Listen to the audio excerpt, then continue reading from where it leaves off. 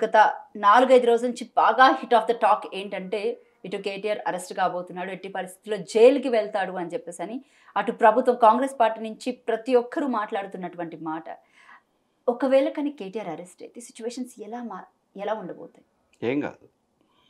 ఇంత ధీమాగా ఎలా ఉన్నారు? 4 రోజులు కేటీఆర్ గారు ప్రశ్నించటం అనేది ప్రెస్‌లో అవుపడదంతే.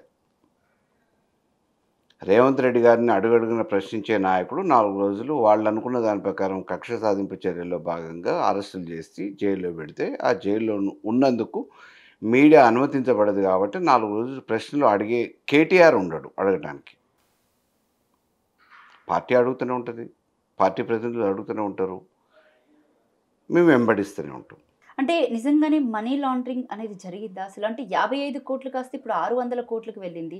అలాగే ఏసీబీ రైడ్స్ చేస్తామని చెప్పేసని అంటున్నారు. అలాగే సెర్చ్ వారెంట్ కూడా ఇచ్చున్నారు. అంటే ఇన్ని కీలక పరిణామాలు చోటు చేసుకుంటున్నాయి. దీన్ని మనం ఏ విధంగా చూడొచ్చు అసలు? వాళ్ళ లక్ష్యం కేటీఆర్‌ని అరెస్ట్ చేయటం. వాళ్ళ లక్ష్యం కేటీఆర్ గారు నోరు మూపియటం. అంటే నిజంగానే అవినీతి జరిగిందని లక్ష్యం అని అనుకోవచ్చా? లేకపోతే ప్రభుత్వం అంత ఈజీగా ఏది కూడా చేయదు కదా సార్? నిరాధారమైన ఆరోపణలతోని ఇవాళ మొదటిసారి కాదు కేటీఆర్‌ని అరెస్ట్ చేయాలనే ఒక ప్రయత్నం. ప్రభుత్వం వచ్చిన దగ్గర నుంచి జన్వాడ ఫామ్ హౌస్ అన్నారు. ఫామ్ హౌస్ మీద డ్రగ్స్ అన్నారు. డాగ్ స్క్వాడ్‌ని తీసుకొని పోయారు. లగచర్ల కేసులో అరెస్ట్ చేద్దామనుకున్నారు.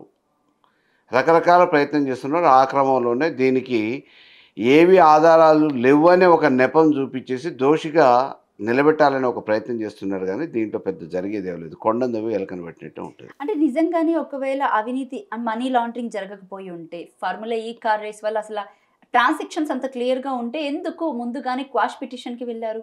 అంటే ఒక మంత్రిగా నిర్ణయం తీసుకున్న తర్వాత ఆ ప్రొసీజర్ ఏదైతే ఉందో దాన్ని ఫాలో అయ్యి దాని ప్రొసీజర్‌ని కంప్లీట్ చేయాల్సిన బాధ్యత అధికారుల మీద ఉంటుంది. సో, జరిగిన ప్రక్రియలో అప్పుడు ఎన్నికల సమయం కాబట్టి ఎన్నికల సమయం అప్పుడు కొన్ని పరిమితి అనుమతించబడలేదు. పర్మిట్ చేయలేదు కాబట్టి మేము కొన్ని వయలేట్ చేసినాము అనేది అధికారులే చెప్తా ఉన్నారు. ఈ క్రమంలో ఈడ ఇంట్రెస్ట్ ఏంటి వయలేట్ చేయటంలో? దురుద్దేశ్యం ఏం కాదు. మొదట వచ్చినోళ్ళు లాస్ అయ్యి వెళ్ళిపోయినరు.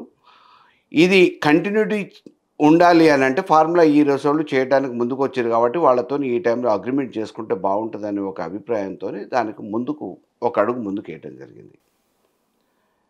హెచ్ఎండి అనేది తప్పకుండా స్పాన్సర్ చేయాల్సిన బాధ్యత ఉంటుంది. స్పాన్సర్ చేస్తుంది. హైదరాబాద్ జంట నగరాలలో ఎక్కడ ఏ కార్యక్రమం జరిగినా అది హెచ్ఎండిఏ స్పాన్సర్ చేస్తుంది. ఆ క్రమంలో వాళ్ళ దగ్గర నుంచి ట్రాన్సాక్షన్స్ జరిగినాయి. ఇందులో దురుద్దేశం ఏముంది? బ్రాండ్ ఇమేజ్‌ని పెంచాలనుకుంటున్నప్పుడు దురుద్దేశం ఏముంది? నేను ఒకటి అడుగుతా. డీపీఆర్ లేకుండా ప్రాజెక్టులు కట్టిర్రు. డీపీఆర్ లేకుండా అసలు మామూలుగా అనుమతి లేకుండా ఎందుకు కట్టిర్రు అని అంటే ఏం చెప్పగలుగుతాం? ఇవి కంటిన్యూస్ ప్రాసెస్‌లో మనం కేంద్రం నుంచి గానీ, రావాల్సిన అనుమతులు గానీ, ఇతరత్ర అనుమతులు గానీ, ఆ తర్వాత కాలక్రమేణా తీసుకోవచ్చు. ముందైతే పని నడవాలి. రైతులకు లాభం జరగాలి. కాలువలు రావాలి. నీళ్లు రావాలనే ఒక ఆలోచనతోని డీపీఆర్ లేకపోయినా గానీ ప్రాజెక్టులు కడతాం. అంత మాత్రాన డీపీఆర్ లేకుండా ఎందుకు కట్టినమనంటే? కొన్ని విచక్షణ అధికారాలు మంత్రిగా ఉంటాయి. సామాన్య మానవుడు చేయలేనివి ఒక మంత్రిగా విచక్షణ అధికారాలతో చేయటానికి వెసులుబాటు ఉండటానికి క్యాబినెట్ ర్యాంకు. వాళ్ళు ఆజ్ఞాపించిన తర్వాత వాళ్ళు మామూలుగా విచక్షణ అధికారంతో చెప్పిన తర్వాత దాన్ని ఫర్దర్ ప్రొసీజర్‌లో చేయాల్సిన బాధ్యత అధికారులది. కొన్ని సందర్భాలలో అది వీలు పడకపోతే ఆ తర్వాత చేసిన తర్వాత క్యాబినెట్ ఆమోదాలు పొందిన సందర్భాలు ఈ ప్రజాస్వామ్యం వచ్చిన తర్వాత ఈ 70 సంవత్సరాలుగా అనేక కోకొల్లలున్నాయి. అనేక ప్రభుత్వాలల్ల. ఇట్లా భూతద్దం పెట్టి ఏదో మామూలుగా కొండను తవ్వి ఎలకను పట్టినట్టు చేస్తే ఏ ప్రభుత్వంలో ఏ మంత్రి కూడా చేయలేడు. ఏ ప్రభుత్వం కూడా నిలబడదు. నా లక్ష్యం మిమ్మల్ని అరెస్ట్ చేయటమే అని చెప్పేసి అని అనుకున్నప్పుడు వెతకటానికి ఎన్ని తప్పులు పడవు అధికారం చేతిలో ఉంటే. ఇది రుజువయ్యి వాదోపవాదాలు జరిగిన తర్వాత ఈ కేసు నిలబడుతుందా లేదా అనేది వేరు. ముందైతే మామూలుగా ఇన్వెస్టిగేషన్ అంటే ప్రాసెస్‌లో రుజువు లోపలికి కాకుండానే పెడతాము కదా. పోలీస్ స్టేషన్‌కి పంపిస్తున్నారు అనుకోవచ్చా? అంటే ఐ మీన్ ప్రైమరీ ఎంక్వైరీ కదా. ఈ ప్రైమరీ ఎంక్వైరీ పోలీసు అధికారులు చేస్తారు. కానీ ఇది న్యాయమా అన్యాయమా జరిగింది అవినీతి కాదా అనేది తేల్చాల్సింది న్యాయస్థానం.